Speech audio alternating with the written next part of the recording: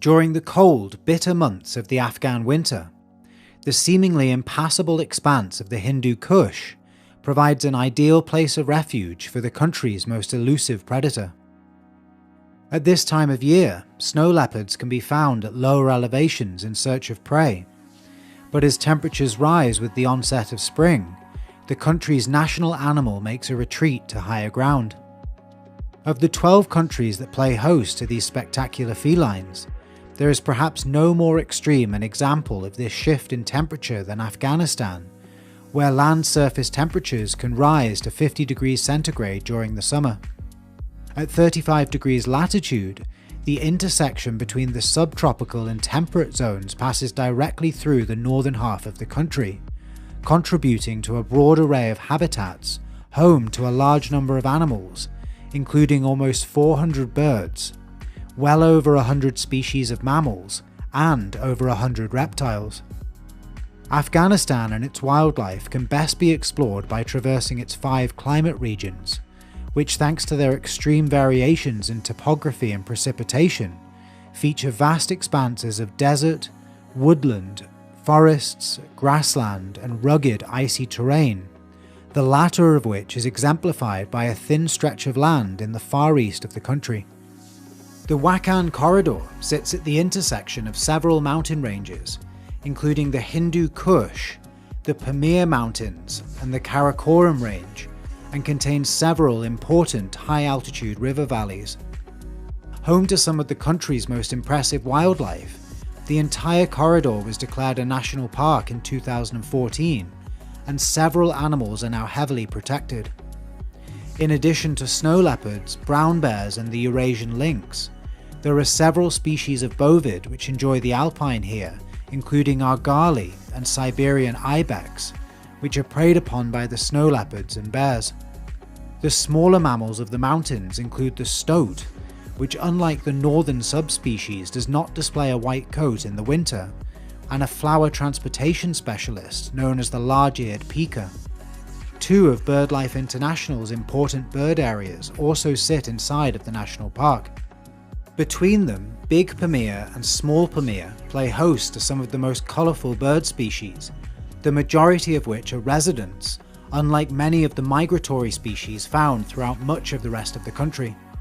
The district of Wakhan makes up just a small part of the Badakhshan province, and although the mammals and birds here are more numerous, there are several species of reptile that thrive in this region.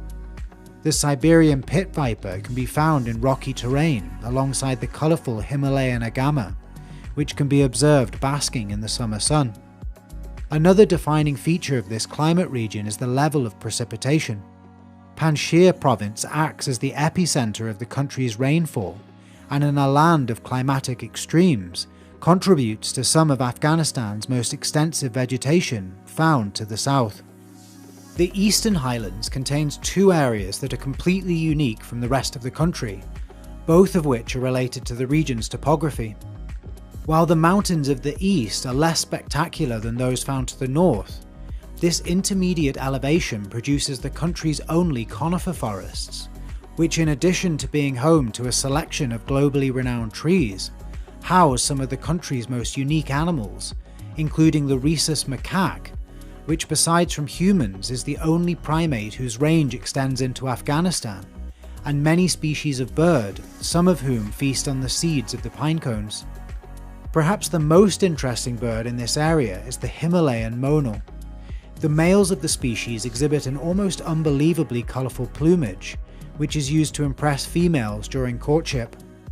These conifer forests start in the north in the Nuristan province, and run in a strip down towards the deserts of the south.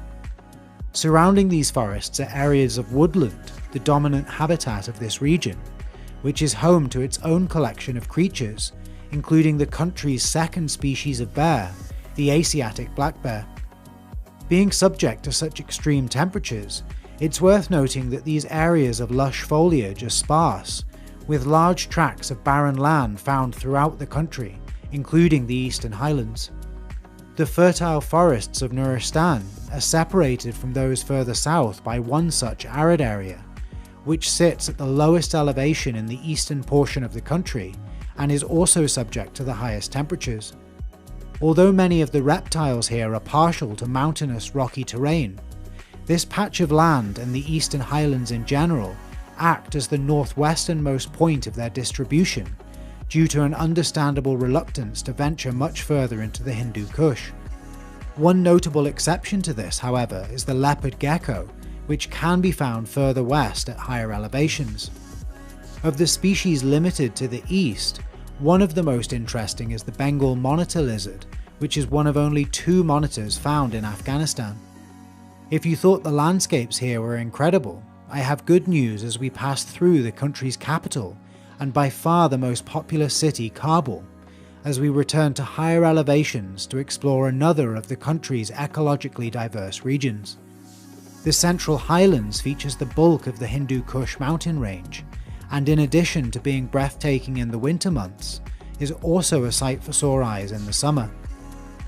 One of the area's most interesting features is a large system of caves, in which some of the country's 30+ species of bat take refuge. The lesser mouse-eared bat weighs no more than 26 grams, and can be found sleeping in clusters during the day.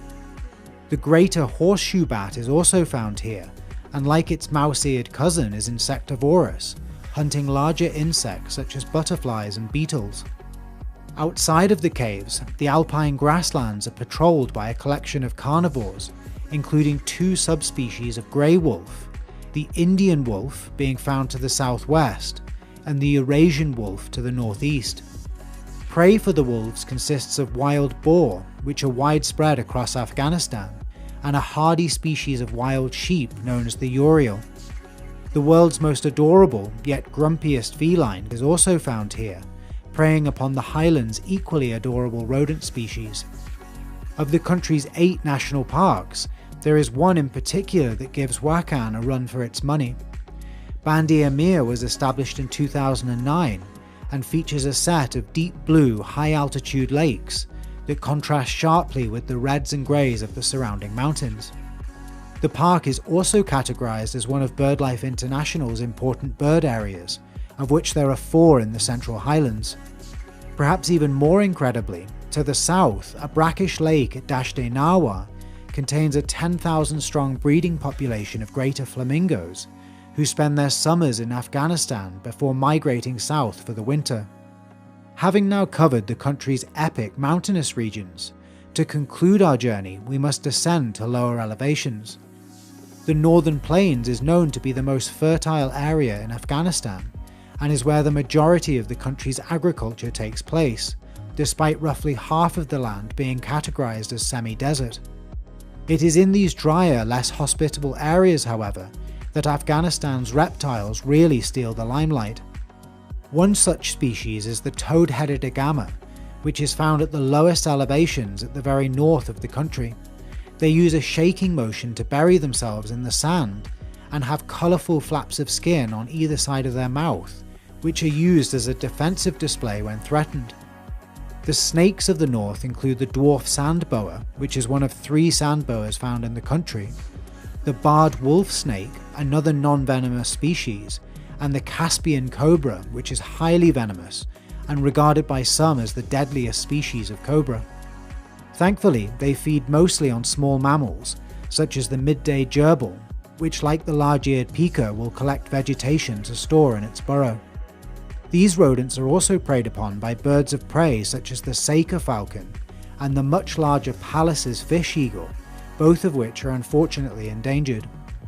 Other mammals include the Tolai hare and the coracle, a medium-sized cat with a very large range, present throughout much of the grasslands of sub-Saharan Africa and through into Asia, where the arid regions of northwestern Afghanistan make the perfect home. Temperatures in the northern plains are some of the hottest in the nation, but there is one final location to explore that embodies its desert categorization, but is by no means devoid of wildlife. Both Helmand and Kandahar provinces have a reputation for being intensely hot, harsh environments, but these areas are not composed solely of flat, sandy desert. The mountains of the southern provinces are quite striking in their own right, and the turquoise blue waters of the aquatic ecosystems here breathe life into an otherwise desolate landscape. One such body of water, Lake Harmon, is positioned on the Iranian border and is home to the most diverse collection of migratory birds in the country, with no less than 5 species of duck amassing tens of thousands of individuals, all of whom spend their winter vacation here alongside beautiful great white egrets and a small population of resident Dalmatian pelicans. To the east, the Registan Desert is home to a different collection of birds, including multiple species of sand grouse, smaller birds such as the trumpeter finch, and the crepuscular Egyptian nightjar, which spends the day camouflaged in the sand. The wide array of desert invertebrates includes species of praying mantis and the camel spider, which although it looks scary, is harmless compared to the desert snakes. The saw-scaled viper is one of several intimidating viper species, but lacks the devil-like protrusions of the Persian horned viper. Some of the less scary-looking reptiles include the Persian wonder gecko and the Shokari sand racer, which is venomous but not a risk to humans. The mammals of this region are a tough bunch and include the chinkara and the goitered gazelle, who have a life expectancy of around 6 years, and once passed are scavenged by the striped hyena, which is found throughout the southern half of the country. Other carnivores include the golden jackal, which is also widespread, along with several smaller species of fox, including Blandford's fox and the similarly sized Ruppel's fox, which has protective pads of fur on its feet and large ears to dissipate heat.